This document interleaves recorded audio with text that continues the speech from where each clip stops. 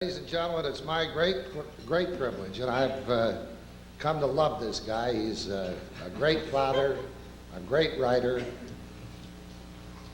a great guy to sit around and have dinner with, Mr. David McCullough.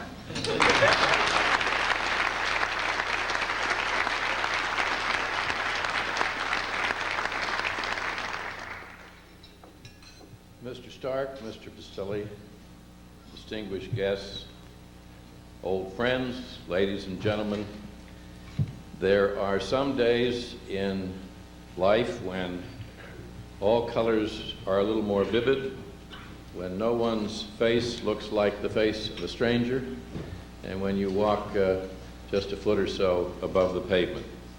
And that's how I felt today, and I'm sure will continue to feel for days to come.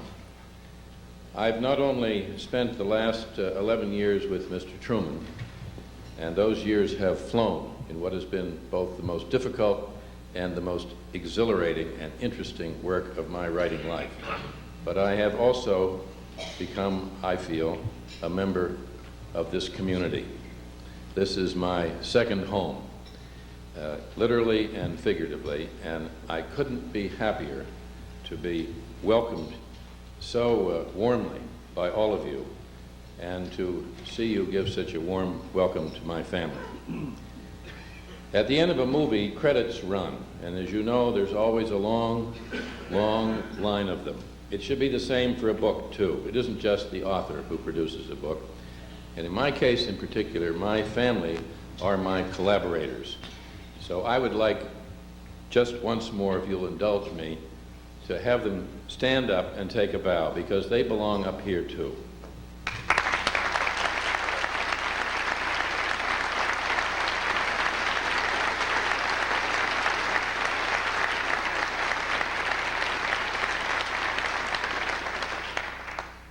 I see seated right behind them the marvelous Holly family, and we all know, I hope you all know, in Kansas City what they have done with their magnificent effort in recovering the Arabia.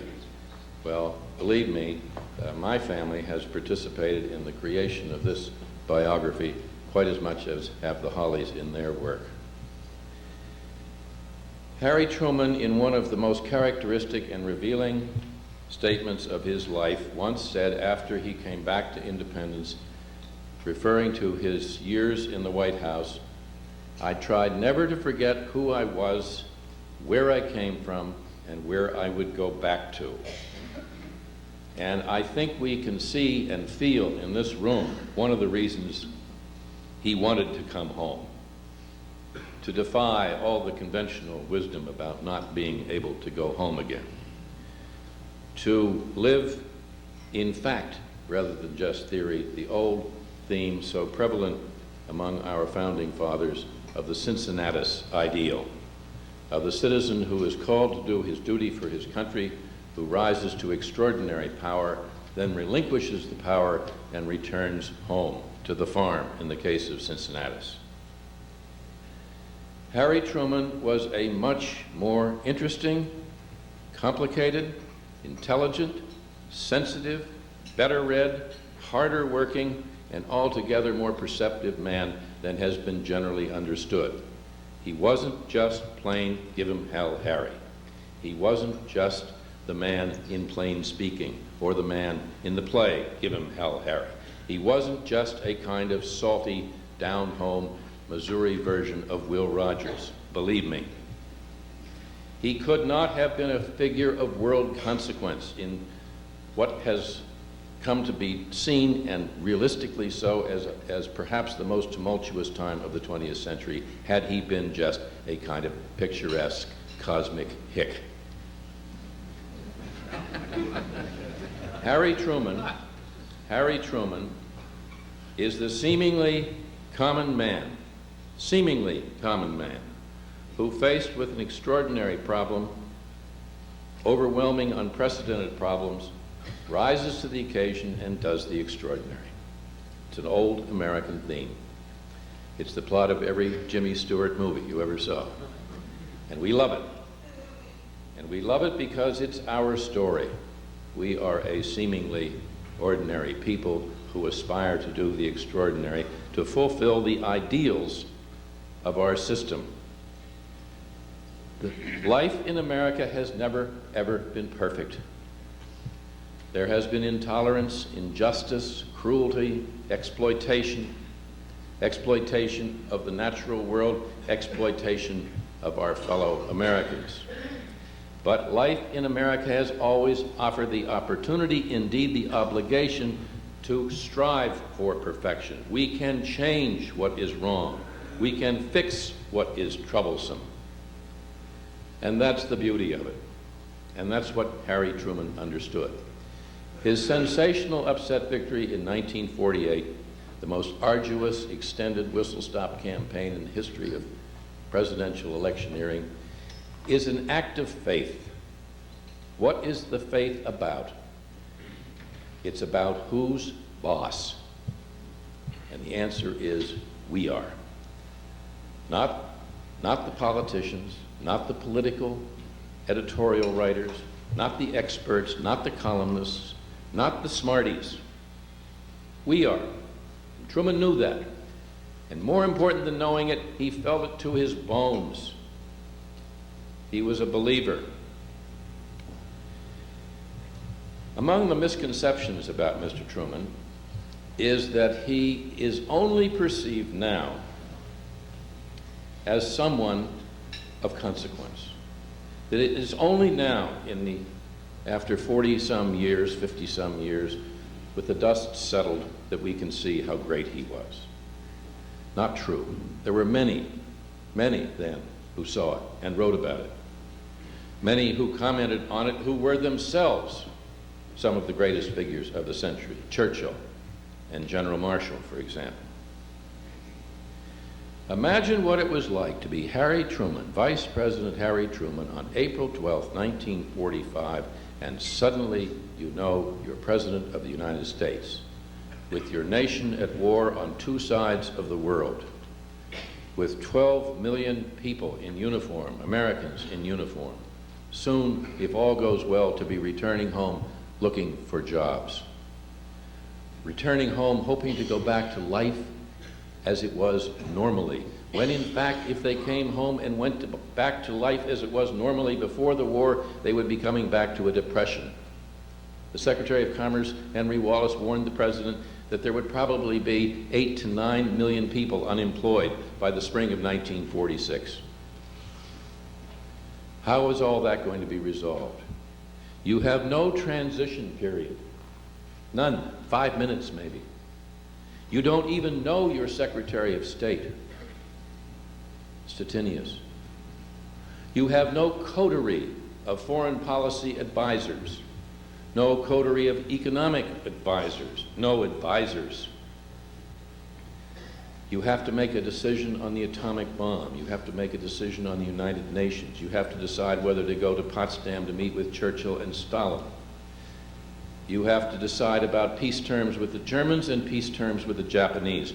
You, in fact, face more momentous and far-reaching decisions in your first few months in office than any president in the history of the United States, including Franklin Roosevelt in his famous so-called first 100 days, and including Abraham Lincoln. And you're just supposedly plain Harry Truman from Missouri. Now consider a brief shopping list of what happened in the next 7.5 years that Truman was president. And consider, as you listen to these, not just what a tumultuous time it was, what a precarious time it was, what a prosperous and potentially pioneering time it was for all of us, but that it was to change the whole history of the world. The beginning of the Cold War, the beginning of the atomic age. He decides to use the bomb. He takes us into the United Nations. He ends the wars. It's Truman and the Truman administration that set forth the Truman policy, the Marshall Plan, which will probably be remembered as his most important landmark achievement. NATO, which he himself thought was his most important achievement. Point 4, the recognition of the new state of Israel in 1948, overseeing the Berlin airlift, daring to even attempt the Berlin airlift in 1948, the first civil rights message ever sent to Congress, ever. The first president ever to campaign in Harlem, the first president ever to address the NAACP, despite his background here in western Missouri, which was anything but pro-desegregation. He rose to more than the occasion. He went through a metamorphosis, which is what makes his story all the more important and American. If he had just come from a place like River City, Meredith Willson's River City in The Music Man, or a kind of Norman Rockwell town, it wouldn't be as truly characteristically representative American a story, because it wouldn't have the shadow of racism in it. And he rises above that. He doesn't just desegregate the armed services with one executive order. He, in effect, desegregates the federal government. He is the president that sets in motion production of the hydrogen bomb, the president who completely reorganizes the Defense Department, creates the Department of Defense as we know it, and the Secretary of Defense as we know it, against all political advice. What do you stand to gain? Bob Hannigan said. You'll only lose, and even if you win, there's no political advantage. I'm going to do it, President Truman said, because it needs to be done. If you keep up with your civil rights program as you seem to be, advised a friend from back home, you're going to lose the election. If I lose for this, said Harry Truman in response, I will have lost for a good cause.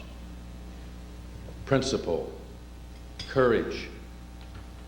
He's the president who takes us into Korea, to war, the most difficult decision of his presidency, he said.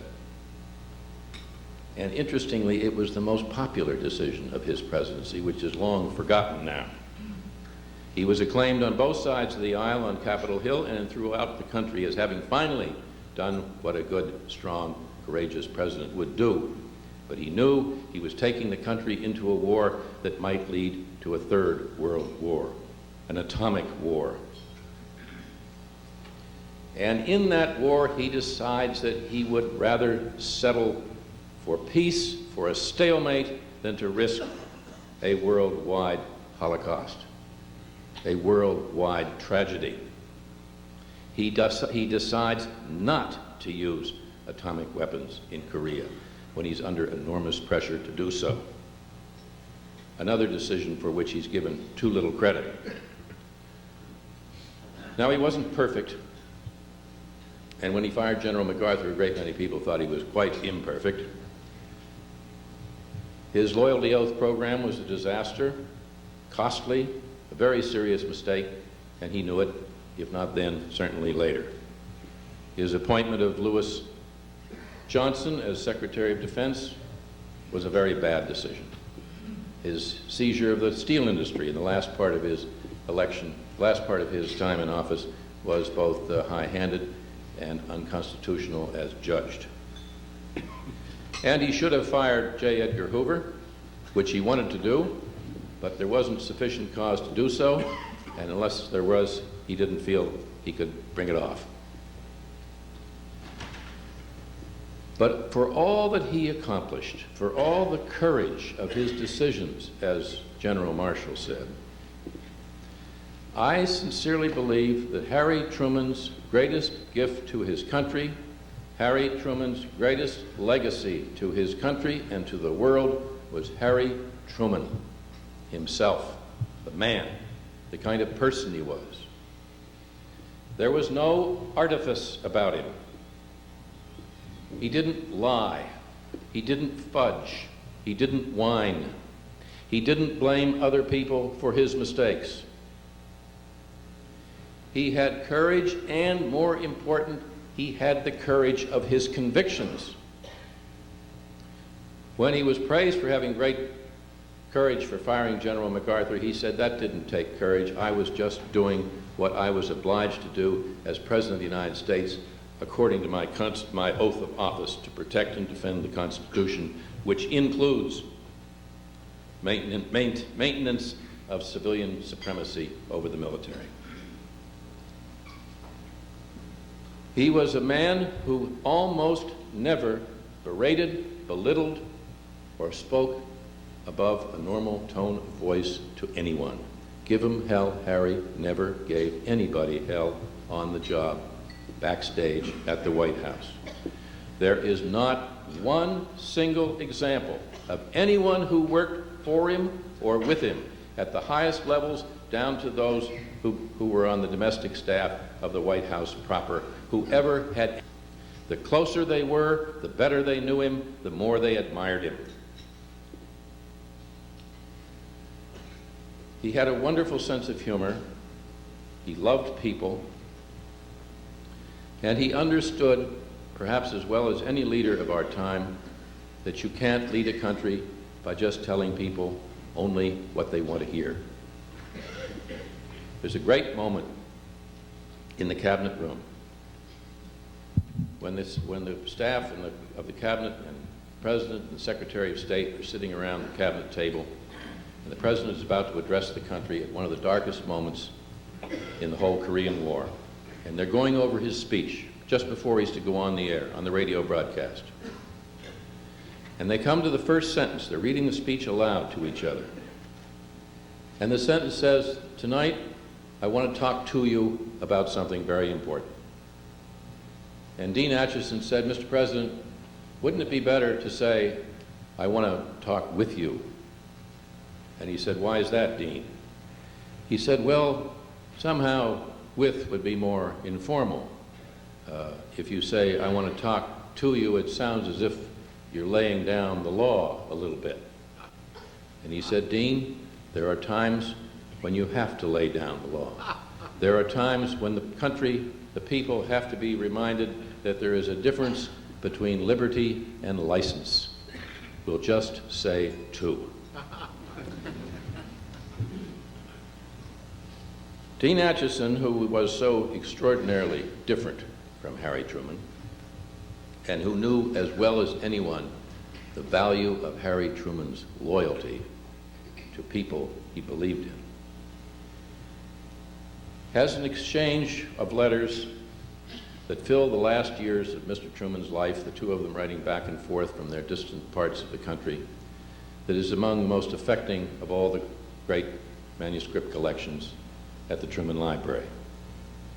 These two remarkable men talking about the world as they knew it and the world as it is changing before them. And Acheson writes to Truman, and he says, in describing what's going on over at the White House under the new presidency of John F. Kennedy, that he's greatly disturbed by a word that they keep using. He said it's the word image. They talk all the time about their image. He said it would be as if a shortstop waiting to field a hot line drive were saying, "I wonder how I'm looking. I wonder how I'm looking." And as Acheson said in the letter to Truman, it sounds like the perfect prescription for missing the ball. Then he says, "I never knew you ever, Mr. President, to do anything just because of how it would look." And others who worked with him have repeated again and again, both in interviews and recorded testimony and their own memoirs, that Truman, more than any president they ever worked with, was thinking first, last, and always what is best for the country. Acheson, in his wonderful book, Present at the Creation, tries to get at the heart of what he thinks is the essence of the power, the pull, the charm of Harry Truman. And he said it's a kind of vitality that maybe we're only born with, some of us. It only comes along once in a while. And it's a vitality which is at its best when times are at their worst. That his good cheer, his confidence, his steadiness were at their best and their most apparent when troubles were heavy over the White House and everyone was in gloom. And to describe this kind of power that Truman had, he quoted those marvelous lines from Shakespeare's Henry V, when King Harry, walks among the frightened, dispirited troops in the dark in the night before the Battle of Agincourt. And every wretch pining and pale before, beholding him, plucks comfort from his looks. His liberal eye doth give to everyone a little touch of Harry in the night. That's what we all take from Harry Truman, a little touch of Harry in the night. That and one more, to my mind, extremely important point, which in many ways is why I wanted to write a biography of Harry Truman. It isn't just that Harry Truman was a devoted and proud citizen of Independence, Missouri, or Kansas City, Missouri, or Jackson County, or Missouri, or the United States, but that Harry Truman became a citizen of the world. And he understood that that is exactly what we all must be, citizens of the world, one people, where tolerance and justice are basic rights. How thrilled he would be to be here today, to see this turnout, and to meet the young people that I just met one by one from 35 different countries. It isn't these flags that really spell the diversity and the energy of the world's population at the end of our 20th century. It's those young people. What better investment is there? What greater privilege do we have than to do all we can for them? And it's that, I believe, that's the essence of the Harry Truman spirit. On we go.